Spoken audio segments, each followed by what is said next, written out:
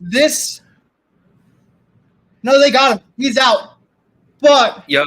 he's out. But Santana might have hurt his hand there on the tag, which is a little scary. But that's an out. That's That is an huge. out. That's a massive win right there. Welcome in to the a very unique rendition of the Bleav in Twins podcast, coming to you live from the bottom of the ninth. I am Anders Pryor, along with probably the most authentically excited you could possibly get, Zac Tipton. Zac, we're gonna start. We're gonna break the mold, and we're gonna start with the Twins today. I mean, that was incredible. Tell me about how you're feeling. I'm feeling amazing. I was worried about this game for sure. Just because I'm like, listen, we needed Pablo to have a good game. We lost 2 in a row there. We lost the middle part of that series. And I was like, we have to win this game. We have to get the sweep. We have to get a split here. And we did. That was a huge item from Duran there to finish off that game. Absolutely massive.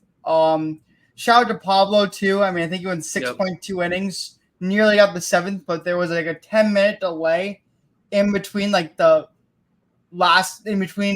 out batters and like the 8th and like the 7th inning when he was pitching. So he only got 6.2. He would have continued, but there was like a 10-minute delay in between batters because of a review. And then because of that, they took Duran out because they're like, that's too long. I mean, not Duran, Pablo out because of that. So that was an awesome game. Huge win there. Because I'm gonna be honest with you, like that was crucial.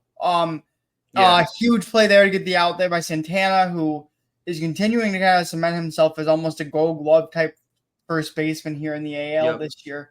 And then it's just a great game. Honestly, huge win. And that's our first time we've ever actually got to react to one here on this pod. We were also, I do want to apologize. Last episode we had a big blunder in which we said the Twins had a 3-game series versus the Rays, and then went and predicted that the Twins would go 2-1 against the Rays. And it was actually a 4-game series, and we did not really predict the 4th game. I don't know. However, if you would have told me there was an opener, I would have probably still said you'd gone 2-2 because that would probably where I would have gone. So, I don't know how that happened either. So sorry for the screw up there for us. We're usually better than that at looking at the schedule, but I misread the times. I thought it was a 3-game series. It's actually a 4. So that's our blunder. But we're excited to be back. We're excited to cover Twins baseball. Huge win there. We're going to obviously do our usual strategy now where we start off with a non-baseball topic. We'll go ahead and talk about a non-Twins baseball topic, and then we'll go and do our usual Twins recap of this series, and of course predicting a really crucial series starting tomorrow with I Bleav, if I'm not mistaken, it's the Royals, which is obviously a massive series. The really important set of games in terms of now the Royals kind of pulling back a bit, sort of being, not just cold, but in terms of the Twins getting a victory, but also now the Royals sort of back in striking distance, kind of making themselves more available to overtake as the Twins have kind of had, sort of had a rough second half of August. But what a really special way to start the show. Really exciting, really dramatic. I'm glad that we got to capture that sort of special magic. Zac and I were logging on and and then we just I was sitting here waiting. I was like, okay, because I was a little bit ahead on the broadcast with Zac. So I was like, okay, watch this, what's going to happen. And then I need you to be ready for me to hit record. And then we got there and it was great. That was huge. Absolutely. It was great. To start this show, Anders, it's a really special topic. It's a great day. It's a holiday. It is the start of the NFL season. I'm going to turn my light on quick for 1 second. There we go. Okay. There we go. It is the start of the NFL season, Anders, today. And with that, I want to do something we have not really had the chance to do yet, but I want to highlight me and Anders' other podcasts that we do the Nerds Ruin Sports. Me and Anders do an all sports podcast, not just Twins related, but we also do an all sports podcast in NFL. And so like the topics we talk about to start the show, we really kind of expand on and do longer stuff with it on that podcast. And so yesterday we took about a month off to start this show, but yesterday we recorded our first episode in a month and talking all about NFL Week 1, NFL season, coaching, hot seat, all of that. So we would love for you guys to check that out. Look up the Nerds Ruin Sports on YouTube. And honestly, just follow either of us on Twitter. We'll put our Twitter. I put our Twitter handles in the description, and I also put the Bleav in Twins YouTube, and the Nerds Ruin Sports YouTube in the description as well. So please go look that out. Look it up. We're excited for that, but it is week 1 of the NFL season, Anders. What are we talking about? Well, this is always such an exciting time. This is always a really special day. I've always sort of, I feel like one of the things that I have like written down is I have a list of my 10 favorite days of the year just for sports. And one of them, and I don't believe that the Thursday night opener is one of them. My favorite day for me is the first Sunday, because you have Red Zone on and it all just kind of hits you at once. Scott Hansen, you hear that's like a very specific voice that kind of, it's like a warm blanket almost. And that's kind of that's the same every year versus the opener, different broadcast, different pairing, whatever it is. But this is a really cool day. And you wake up and like, this is all you're thinking about. It's, obviously you put the Chiefs there. There were a couple opponents that I think, were, a couple of opponents that were narrowed down for the Chiefs. I think there was a list of 4. I think the Texans were also on there. This is a game. What is this for? In terms of who the Chiefs could have faced on the opening night.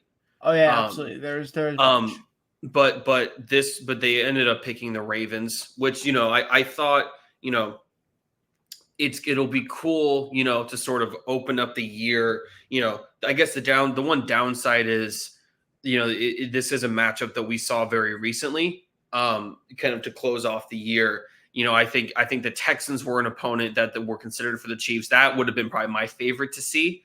I don't know. I think watching like MVP versus MVP, like no one else in the league besides like Aaron Rodgers has won an MVP more recently than these guys. Sure. And I think it's like Lamar and Mahomes have like 4 of the last 5 MVPs, something like that. It's like that. So it's awesome to watch this. It'll be a great game. Again, though, to me, like the Ravens aren't that flashy of a team to put on like the opener, which I understand this kind of where you're coming from, but to me, like the Ravens aren't that flashy of a team to throw at the opener. Like the Texans with CJ Stroud and like Tank Dell and Nico Collins or Burrow and the Bengals and stuff. I think me personally, I like there are certain matchups I'm like, I don't want that to be the opener. Bengals Chiefs is one of those I don't want to be the opener. I want that to be like a mid-season duel. We're just like, it's those teams. Ravens Chiefs is another one where I'd be like, I'd rather be the more mid-season duel. Chiefs Texans would have been. I think I agree with you. I think that would have been more the perfect. Yeah, I think the NFL from a marketing standpoint, I think they. Like going into last season, like, the Lions were probably the hottest team, to sort of come in and, they were the sort of the hottest team to exit the season. And I think they sort of wanted to, if they said, hey, like, we don't know how long this light's going to burn for, so let's capitalize on it right now. I also do think, if you want to do something from last year, I also think that Chiefs Packers would have been a really cool matchup to open up the year with. Oh, that would have been But a good one. That would have been a great But one. I do think also the NFL, from a marketing standpoint, they really have pushed Derrick Henry to a top of a lot of their stuff. And now that I think he's on a kind of more notable and recently successful brand, I think now they kind of want to establish him as sort of one of the faces of, big name, new place kind of things. And so I think he's going to be, in terms of, the Chris Collinsworth, kind of the tonnage that he sets for a lot of these guys throughout the season, he's going to be one of the people that I think they talk about the most. And it is going to be, I think, cool to see him in like a new sort of space. But all I'll say is it'll be really hard to top last year's opener. That Chiefs Lions opener was one of the best openers we've had. Yeah, that was great. That was an instant classic game.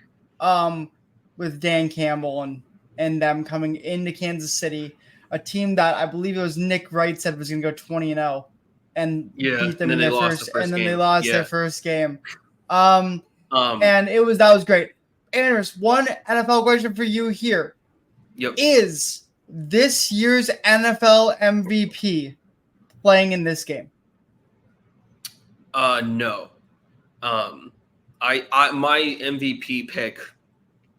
My MVP pick is Stroud.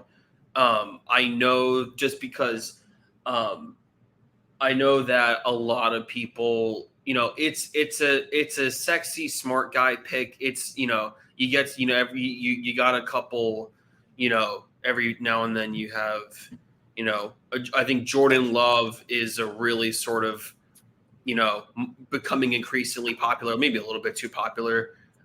For my taste. I think a lot of people, I agree, have, Anthony Richardson maybe is like a big surprise sort of guy. Like if he hits, he's going to hit big.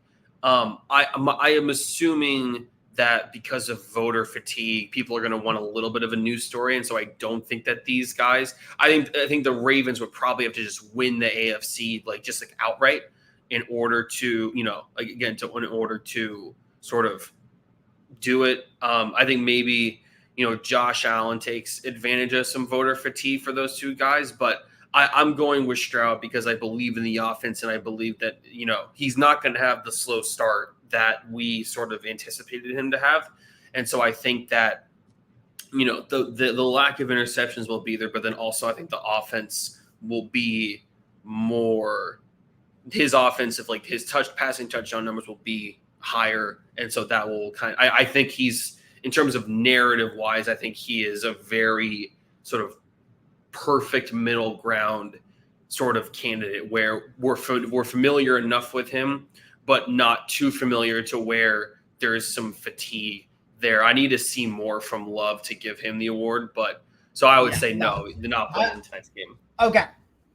Me personally, I would agree, but simply for the reason that I don't think they give it to Lamar 2 times in a row, and I could see them finding a reason not to give it to Mahomes. Although I will say Mahomes to me is the favorite this year to win it. Again, it's hard for me not to believe he's going to win it every year. I don't know about you, but if I had to pick one of the two to win it, I think it would be Mahomes.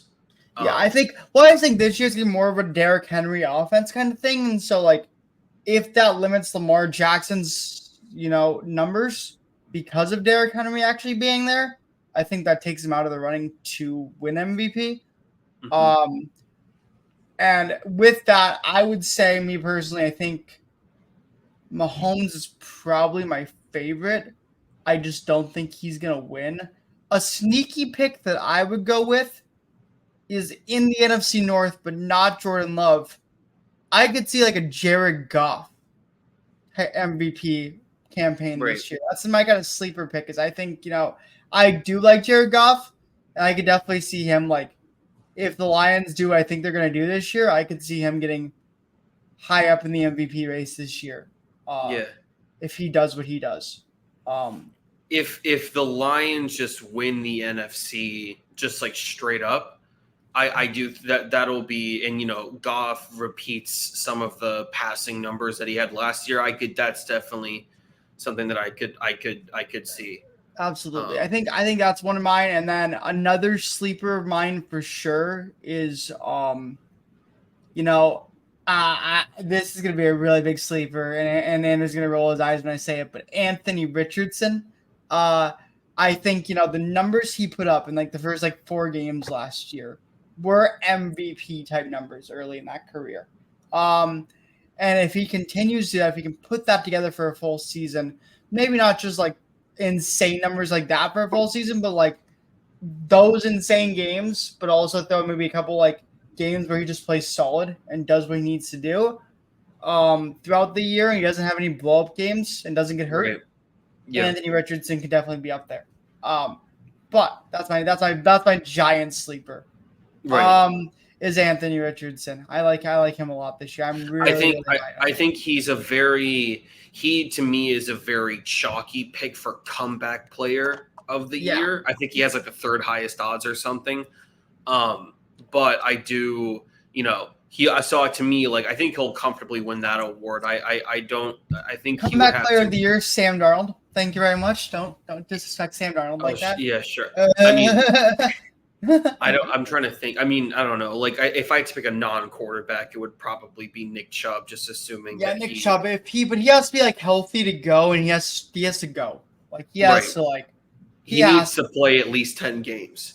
He needs to play at least 10 games, and he needs to play at like a good level of 10 games. Right. No, exactly. Okay, that's that.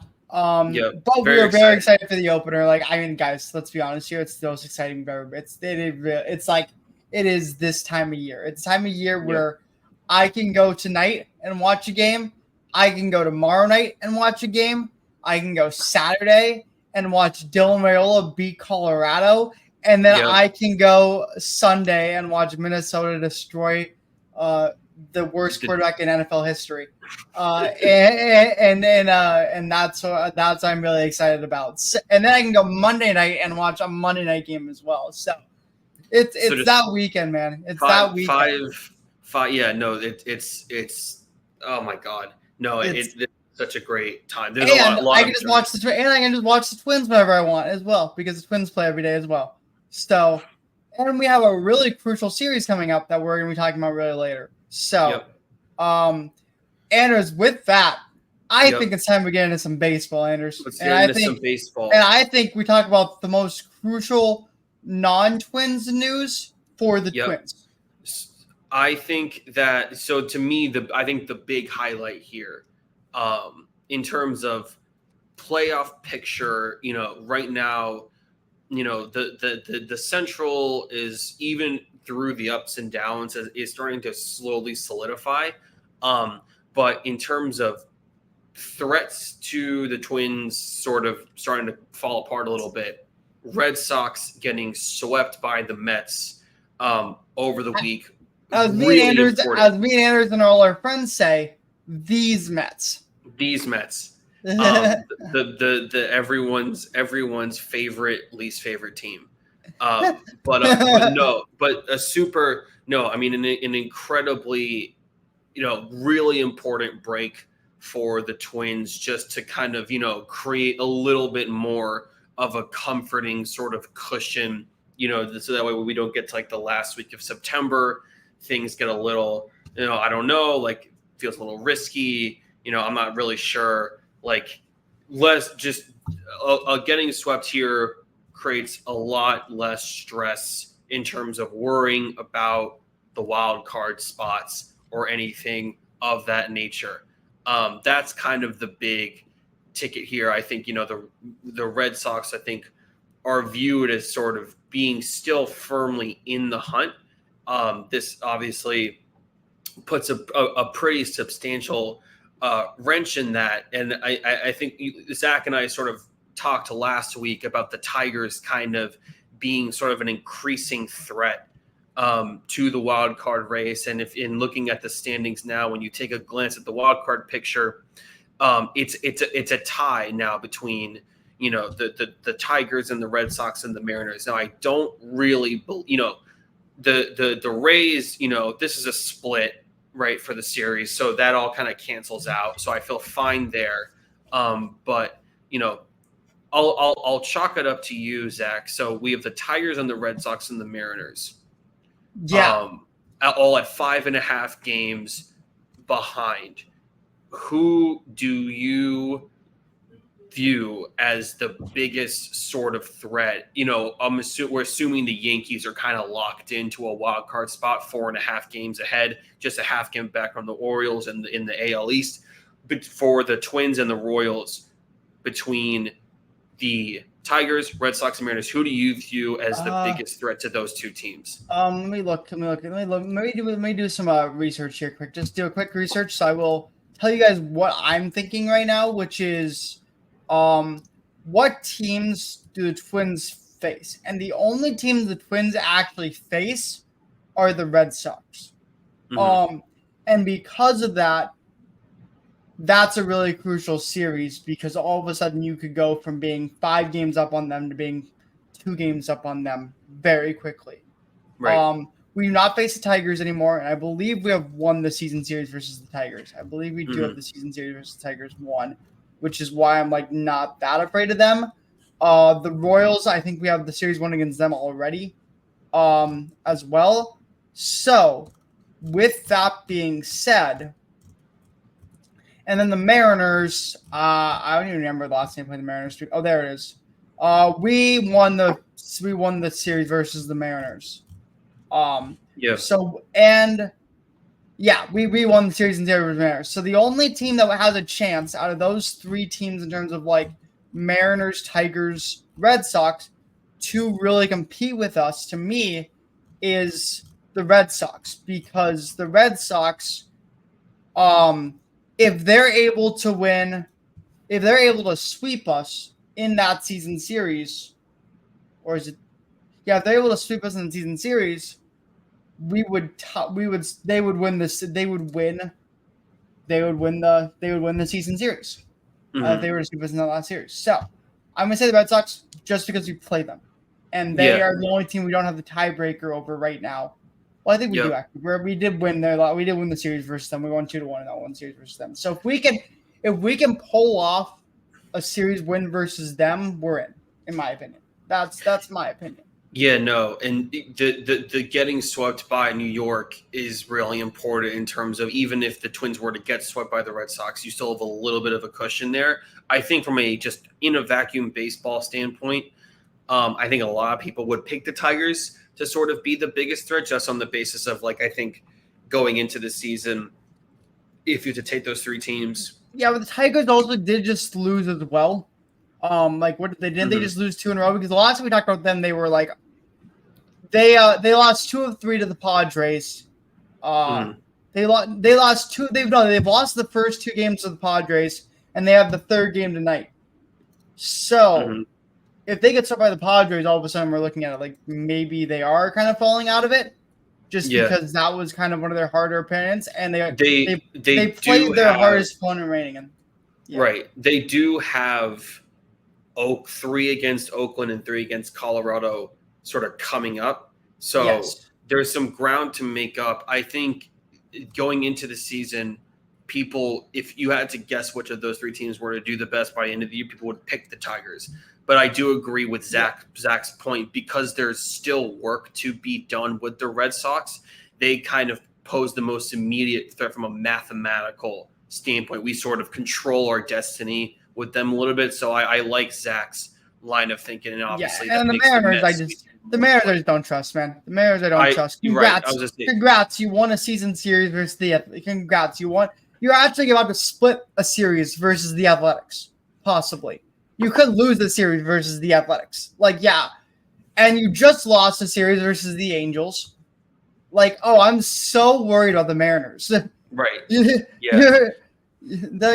I'm so worried. No, I'm not worried about the Mariners at all. I actually tweeted out. I'm gonna go to my Twitter. I'm going to my Twitter. Because I'm pulling it up, Anders. I'm pulling up Twitter. I tweeted out to our friend. I tweeted out to our friend Carter Smith. Where is it? There we go. I said, Carter Smith, if you want to join the Twins AL wagon the rest of the season, there is plenty of room. And this was after they lost. They lost 2 in a row to the Athletics. I tweeted that out. I was like, Carter, and he said, unfortunately, he did say, I did get a response. He said the Mariners got me straight jacketed in, unfortunately. But, yeah,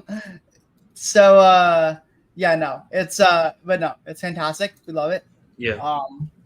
And yeah, I was like, but that is that. I do not trust the Mariners at all. I think the Mariners are done. No, I don't either. I think to this point, they are the worst. Even if, we had room to work with them, I do think they're the worst of the 3 teams just from a straight baseball standpoint. Yeah. I think the Tigers are, to this point in the season, I think I trust them the most just to win games, but because I'm going to take your kind of side on it because we have room to go with the Red Sox, that series becomes really important down the stretch. So I'm gonna side with you there. But and also another non-baseball dagger I want to talk about here because it is important.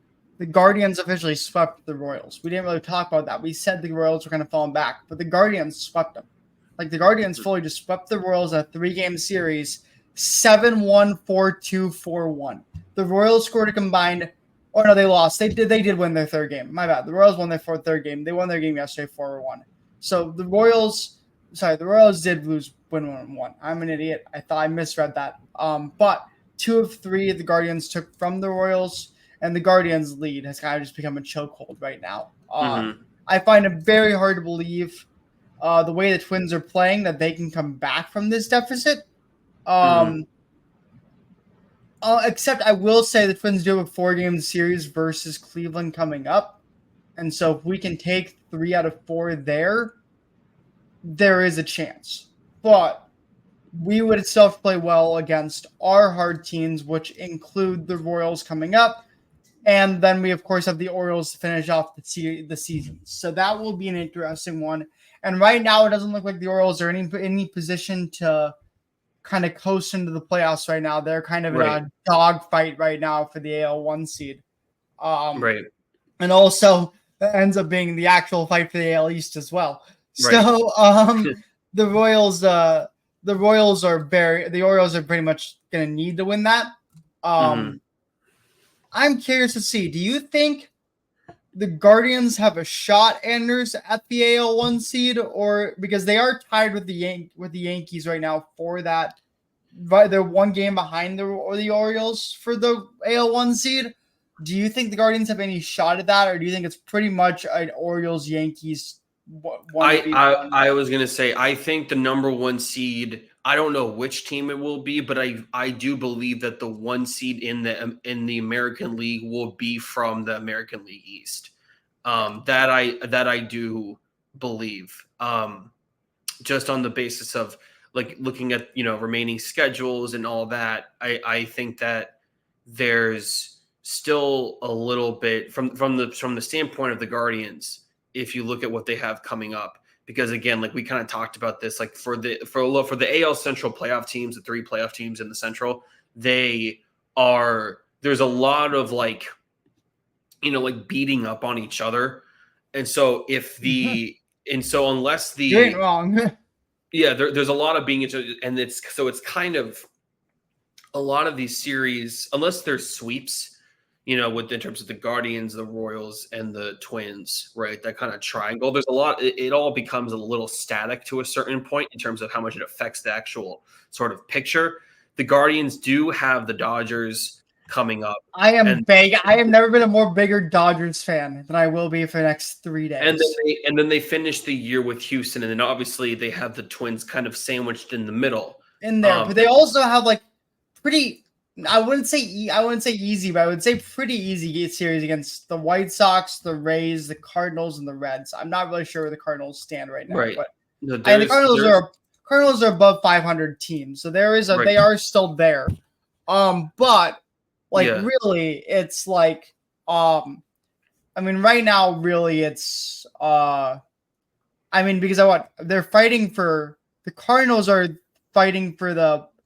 No, they're not. Their Cardinals are basically out of it at this point. So it's like, really, the Cardinals could try to play spoiler to Cleveland, I'm hoping. But for right now, it really does feel like Cleveland.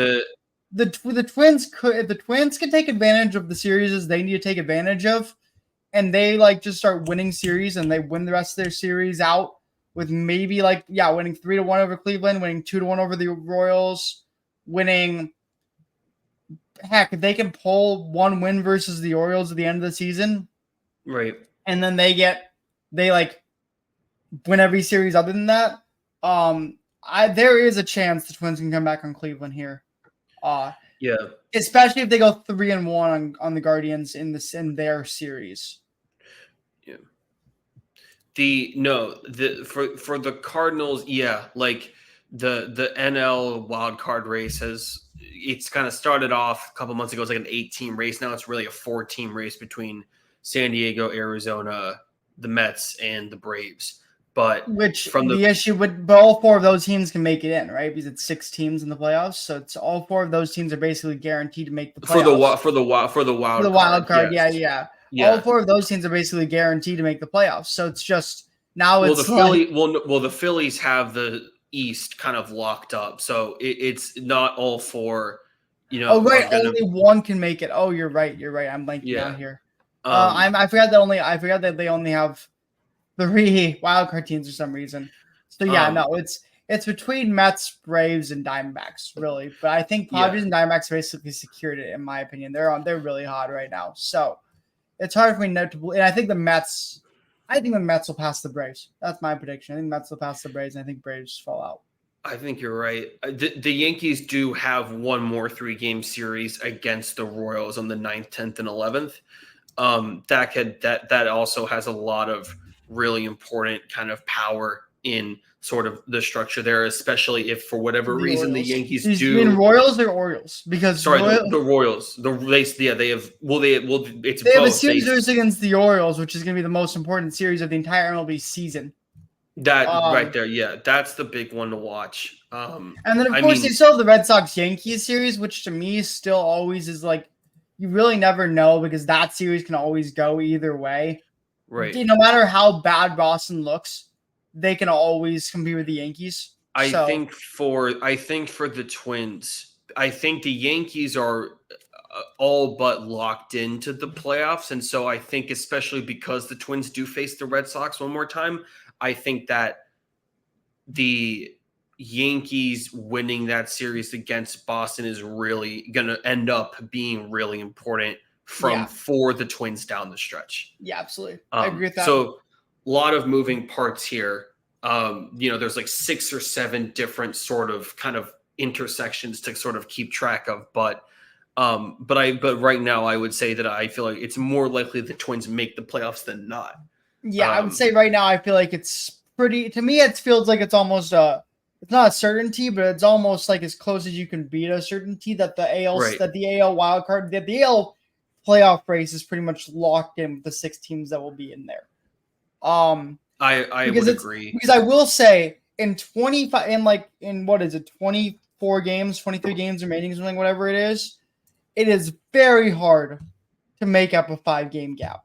Yes. Like if there were still 2 months left, it would be a different story. But now you're reaching the point where there is less than there's 4 weeks left, 3 weeks left of the season. Right. And you would make up a 5-game gap. So you're basically praying that the Twins or Royals just fall apart if you're one of those 3 teams. But then you yourself can't fall apart. It looks like all 3 of those teams besides the Tigers are really falling apart. Mm-hmm. The Red Sox also do have to go through the Orioles one more time. And so the Red Sox have what? The Orioles, Yankees, Twins, 3 of their final 6 series. That's that is 3 teams. They shouldn't win one of those series. Right. It's just so it's the Red Sox are in a really rough situation. Yeah. The Tigers to me are in a pretty. The Tigers have faced the Orioles twice, and they have faced the Royals as well. Mm-hmm. Yeah. So, it's very hard because the issue is if you're a Tigers or Red Sox, you have to win one of your hard series left, and you've not shown you can really do that recently. Right. So yeah, no. The Tigers would have to win one of those series versus the Orioles, and maybe the series versus the Royals to really have a shot at coming back on the Twins. But if they lose all 3 of those series, it's hard for me to look at it and be like they have a shot at coming back. I agree with you. I think the 6 teams. I think whatever the order is. I think for the East, you're gonna have the Yankees and the Orioles. From the Central, you're gonna have the Guardians, the Royals, and the Twins. And from the West, you're gonna have Houston. I think the order of the. I do think that whoever the 1 seed in the AL, I think is going to be from the whatever the East team is. Yeah, 100%. The 2 seed I think is going to be probably the Guardians. 3 seed, I think Houston's essentially locked in for the 3 seed. Yeah, and then I do think the 4 4 is whoever the loser of the AL East is. The second guy is whoever's sick. And then I do think that the other 2 teams are going to be Royals and Twins. It'll be Royals and Twins. It's so flip flop right now. Like those teams are going to flip a couple times before. Although I will say, personally,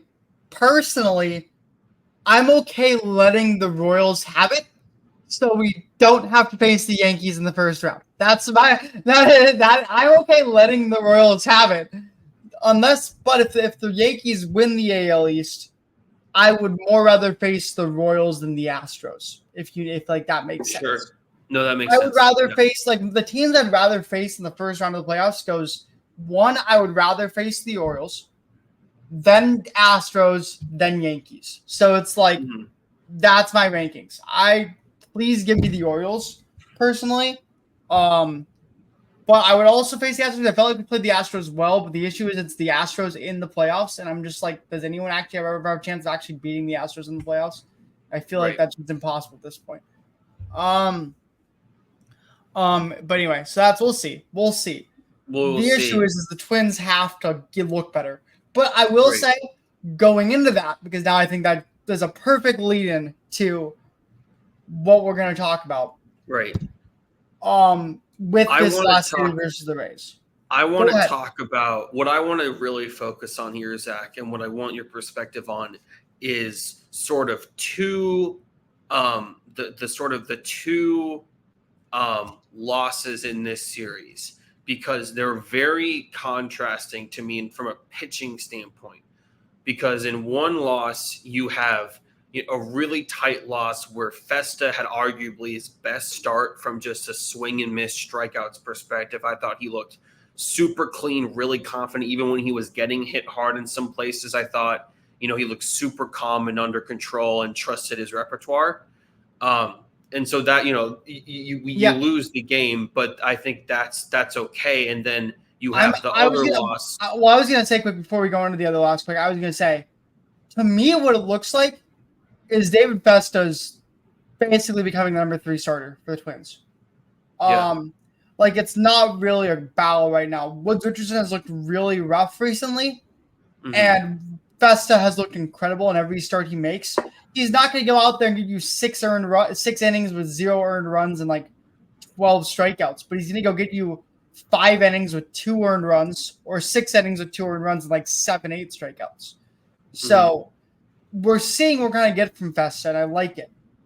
Woods Richardson needs to figure it out right now because he's been struggling recently. He can't get through 3.2 innings. And while I think our bullpen's been able to kind of handle that well, we won that game because our bullpen handled that well. I need Woods Richardson to step up, because when it comes playoff time, you need a 4th starter. And Woods Richardson is basically, at this point in my mind, unless Zebby has an insane second, September, locked into the number 4 starter spot, and you need him to go out there and get you 3.3 to 4 clean innings of baseball. And he hasn't shown he can do that in his last few starts. So that's all I'll say. I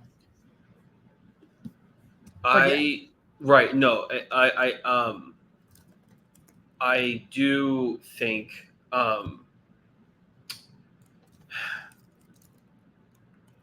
I want to say, okay, so here is I agree from the standpoint of it's weird, right? The Twins sort of order of starters. It's kind of this constantly, it's weird. It's this sort of constantly evolving sort of entity with the first spots only kind of being really solidified.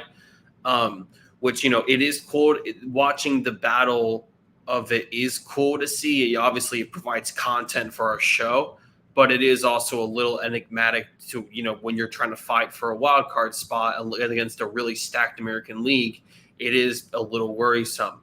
But obviously, on the other end of it, for the second loss, Enriquez, was fine, right? But then we've talked about Bleav on the show and how shaky he's been over courses of the season.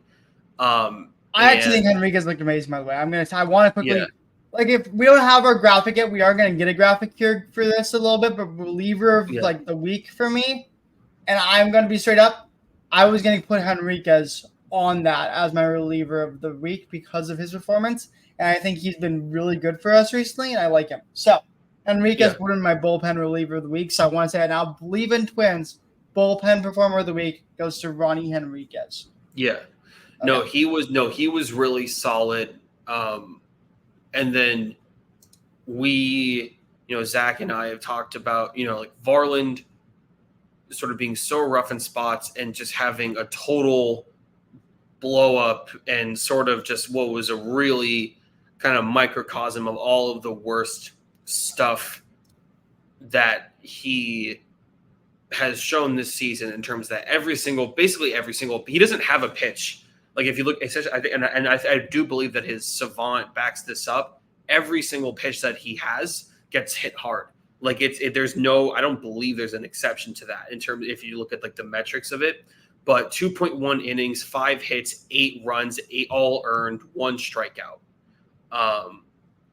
The knuckle curve doesn't really curve that much. And the 4-seam fastball, gets punished a lot. We see that over and over again. And so this was just a really I actually have a stat to back this up here. I have a stat to back this up on how bad of week it's been for Twins pitchers. Mm-hmm. This is the 3rd time in the last 8 games that a Twins pitcher has allowed 8+ runs. A Twins starter has allowed 8+ runs in their outing. Okay? And the Ober is the other one, right? Ober and Zebby. Ober and That's Zebby. Right. That's Ober, right. Zebby, and Louis Varland. 8+ runs in the last 8 games.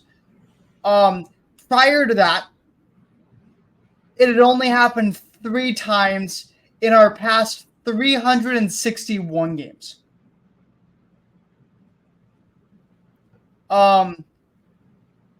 That's the stat for you right there. Shout out Aaron Gleeman on Twitter. Shout out Aaron Gleeman for coming up with that stat. Huge. But man, it's just brutal. It is just brutal. Yeah. And you just can't have that. You can't having pitchers go out there and once a rotation, having one pitcher go and give up a blow-up outing like that. That just can't happen. Right. No, we had mentioned on the last episode, right? Like the essentially one of the big themes of this entire podcast, right, has been dissecting the Twins' sort of season-long journey of what the identity of trying to find the identity of the back half of the starting rotation. And as you're trying to decipher and figure that out, you're willing to have a little bit of wiggle room and understand certain things. But what you can't really do that for is these cartoonishly bad sort of starts where the game's done halfway through. That's not really not even halfway through, done 2 innings through. Right. Done 2 innings through. That's what it is. It's 2 innings in the game and the game's over. And yet somehow, in that one game, Ober's game, we nearly came back and won it. But besides that, I mean, it's cartoonish, like you said, cartoonishly bad. Yeah. It's embarrassing. Yeah. And it just can't happen. Louis Varland has basically played his way out of any hopes the Twins have in keeping him in this rotation at this point. Right. Yeah. I would assume Louis Varland would be made a bullpen piece at some point. in the very soon future, because that's what we did last year. By the end of last year, Louis Varland was like a one-inning bullpen guy that we threw into the playoffs, and he actually looked really good as a bullpen guy. I could see the Twins doing that now. I could see the Twins going out there and being like, hey, we need one inning from you. Can you be that guy? And saying, do that. I find it very hard to just believe that. I don't know. But I'm really happy to this game that we just finished watching. I kind of want to talk about that. Actually, first off, let's talk about the win that we had in the 5-4 win we had to start the series. Where even though Simeon Woods Richardson did not pitch the greatest, our bullpen stepped up. Like Jorge Alcala, 1.1 innings, 2 hits, no earned runs, 3 strikeouts. Ronnie Enriquez, 1 inning, no hits, no earned runs. Griffin Jacks, 1 inning, 1 hit, no earned runs. Cole Sands, 1 inning, 1 homer, unfortunately, but 2 strikeouts. Yohan Duran, perfect 9th inning. And so just for that, like just to see our bullpen go out there and like when we needed them most after San Jose only get 3.2 innings to come out there and win that game. That included, I Bleav, was that the game that had the Royce Lewis homer? No, yes. It wasn't. No. The first game was the Trevor Larnach homer. It was the Trevor Larnach. That was the Trevor Larnach and the Brooks Lee homer, which was really Trevor Larnach, Brooks Lee, and the Brooks Lee homer that gave us the win, basically. And then this game that we just watched, I want to talk about it for a second, because a lot's being made right now about it, and I like it a lot. That Pablo Jax Duran, if we can get that every Pablo outing where it just goes Pablo Jax Duran, that's maybe the most dangerous trio in all of baseball. Would you agree, Anders, in that? And like a Pablo Jax Duran 1, 2, 3, like, would you agree in like that's probably one of the most dangerous like trios in baseball in terms of like if you get Pablo playing the way he's playing right now, he goes and gets you 6.2 to 7 innings, and then you send Jax Duran out there 8-9. No one's beating that. Like no one is beating that outing, and that trio, and that's what we did today, and it completely shut down the Rays. So yes, Pablo gave up 2 runs, but it completely shut down the Rays. Jackson Duran didn't even blink.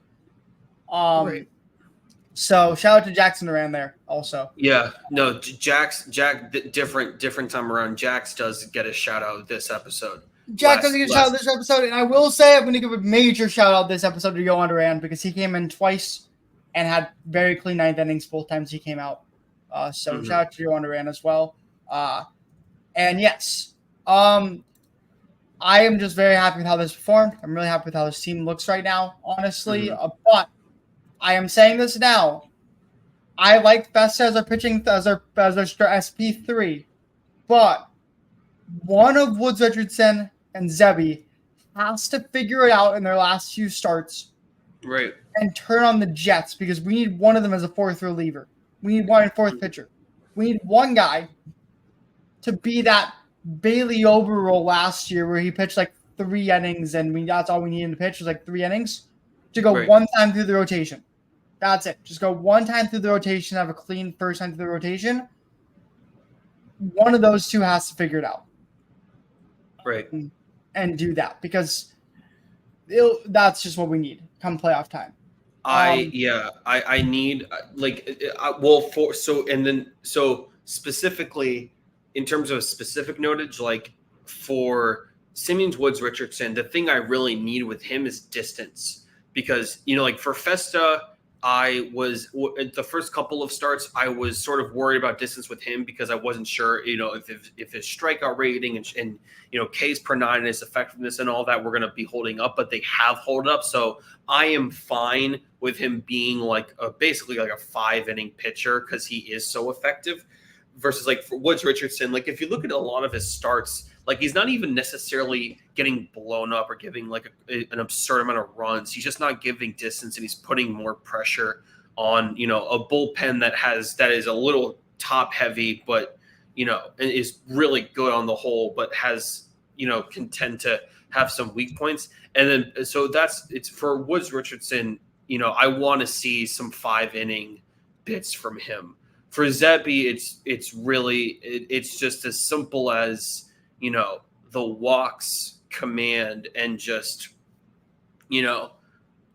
overall aptitude. Like, that's kind of, for him, it's sort of like for Woods Richardson, because he's been on the team for longer, the critiques of him are more specific versus like for Zebby, I just need to see anything that will, that justifies him being on the majors. Like it's more general for him. Yeah, that's exactly true. I agree with you on that. And obviously that hurts me as a massive Zebby fan. No, sure. Yeah. To hear that, but it is true. Like, he needs to show something other than his control that would give me to believe he can stay in the majors.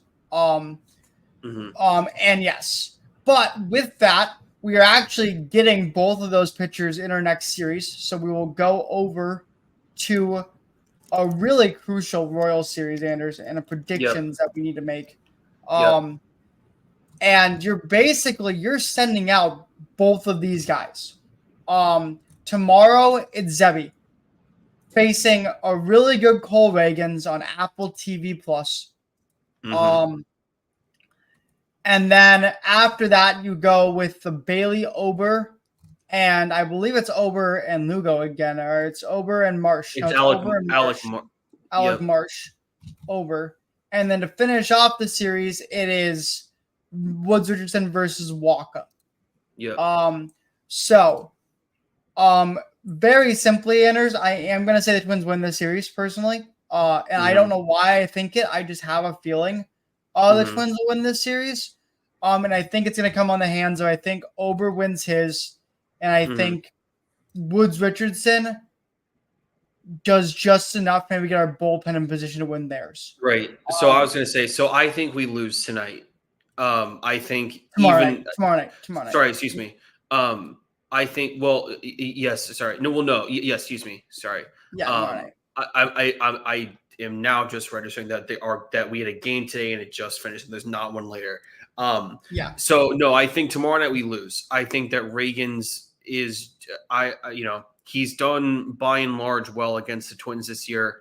And Zebby, this is unfortunately, even if it's not a cartoonishly bad blow up from him, even if he does sort of gain some stuff back to him, in terms of making a full recovery, the Royals is probably not the best team to try and do that against. So, I do think he did play well against the Royals in his first outing, but again, that was his first outing. They had not really a lot of film on him. He was kind of a guy and stuff. So I assume the Royals will have a better game plan for him this time around. But I would love to see it happen. I would love to see Zebby have another match. Like, if Zebby can go out there and do exactly what he did against the Cardinals versus the Royals, I would love that. Right. I just can't see that happening. No, the Royals, they're 7th in average, right? So this can't. You need, like a lot of the command stuff that Zach, you've talked about, right? Like that now becomes incredibly important, and I feel like we know that. I feel like with the Royals and how good they've been, if Zebby does get blown up, we kind of all know what it's going to look like, where he's going to have 10 hits in 3 1/3 innings or something. That's kind of you can sort of envision what that looks like, and that's it's not going to be they're not going to jack up a bunch of home runs on him. It's going to be sort of all like a slow burn, and it's all going to be really ugly. And so that's how I kind of envision it. I don't think he's going to let up 10 runs, but I do think that he does get singled to death a little bit, unfortunately. And then for the other two matchups, I think we avoid Lugo in this series, which I think is really good. Obviously, Ober versus Marsh. I think that's my favorite matchup of the series. Do you know about Alec Marsh? I don't actually know a ton about Alec Marsh, to be completely honest with you. I don't know a ton about him either. I do know. Is he the guy? No, I'm thinking of something different. I mean, he has a 4.7 ERA this year. He is. I mean, look at his baseball savant. It is ugly. Yeah. He's an off-speed guy for sure. Yeah, he's an off-speed guy, and he throws off-speed stuff at a very high velocity. Like the curveball, the slider. Yeah, those are all sort of, change up, sort of average, a little more on the average side, but he's off speed and he can throw off speed fast. So the plate discipline becomes really important.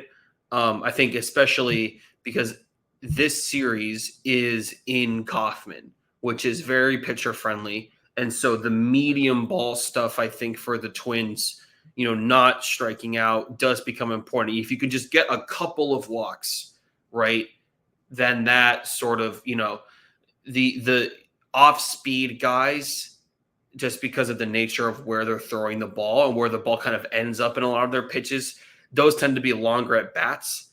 And so I think just getting walks early, maybe getting 25, even if you don't score, getting 25 pitches by the first inning, I think that's a really good first step with how I'm doing this. But the medium ball stuff, really important, just kind of looking at his profile and how the Twins have done against people similar to him at points this season. And then finishing off with Waka, who is obviously more of a known commodity. And like Zach said, I'm not, you give the bullpen just enough with Woods Richardson. If he lets up 3 runs, I'm fine with that. I want to see 5 innings though. That's to me the most important thing. I need some distance here. Yeah. That's the most important thing for me. So I'm gonna say we win 2 out of 3. Yep. That's my prediction. I say we lose the first, win next 2. Although if we do win the first, I think that'd be the greatest thing ever. I would maybe cry. If we win this first game and Zay Matthews out pitches Reagans. That would maybe make me cry. But that would be that. And I'd be very excited about it. But so 2 of 3, Anders, you're also going 2 of 3. Yep, I think we lose tomorrow, and I think we lose tomorrow, and after that, 2 victories, really important games for Ober. We kind of know what to do. Really important start for Woods Richardson. I will say this is also an important start for Ober because he obviously still has that kind of really bad start in his mind, but also, even though he had a really good start last week, that's a few days ago, but also he's been very bad versus the Royals this year. He faced the Royals twice and he had 2 horrible outings versus them. So he honestly would love to have a great it's a massive start for it's a massive start for an Ober who needs to see a good outing versus the Royals. Needs to remember he can still pitch versus them. And yeah, that's really important. So we'll see. I'm gonna say 2 out of 3, but I would honestly not be surprised if the Twins do lose this series. And it would hurt me, but I would not be surprised if they do lose this series. It just feels like a series that maybe the Twins take a step back in, but hopefully not. Well, with that, Anders, I think we are good to sign off. I think we're set to go. This is we got football, important Twins games. It's great. This is a great football, weekend. Important Twins games, and Dylan Raiola. Thank you. And very Dylan much. Raiola. This is versus Colorado. I mean, that I guarantee you, no matter what happens with that game, that is what we're opening up Monday with. I can promise you that right now. 100%. If Dylan Raiola becomes the greatest QB in franchise history in one game, it will be talked about. Yeah, Um, 100%. no, that what we talked about. NFL football we talked about, and also like we said, please go check out the Nerds Room Sports. We made our week 1 predictions, and we also made our season playoff predictions there as well. So please go check it out. We are hoping to expand our range in that as well. So with that, Anders, continue. All right. Great stuff. All right. Well, guys, it's here. Football's here. The Twins have the Royals, and this is a great kind of weekend to sign off into. So there's a lot of joy in this sort of send off here. Zach, it's always great to see you as per usual. This has been the Bleav in Twins podcast on the Bleav Network, along with Zac Tipton. I have been Anders Pryor. You can listen to the Bleav in Twins podcast and all other Bleav Network content on the Bleav.com website. You can download all of our stuff there. You can also listen to us on Apple Podcast, Spotify, and wherever else you get your sports media. If you are watching us here on YouTube, please subscribe, turn on post notifications so that you know on Mondays and Thursdays whenever we make our posts. Go Twins, go football, go Nebraska. We'll see you guys on Monday. We'll see you guys on Monday.